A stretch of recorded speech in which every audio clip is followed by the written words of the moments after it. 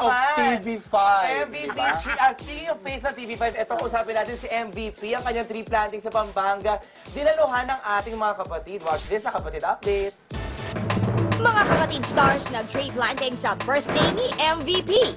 July 14 ang kaarawan ng butihing chairman ng TV5 na si Manny V. Pangilinan. At parte ng kanyang selebrasyon ay ang paglulunsad niya ng isang tree planting project na dinaluhan ng ilan sa ating mga kapatid.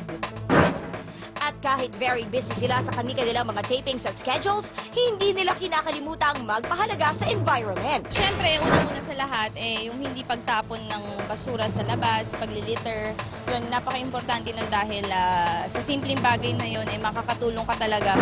I always separate yung mga garbage, diba, yung plastic.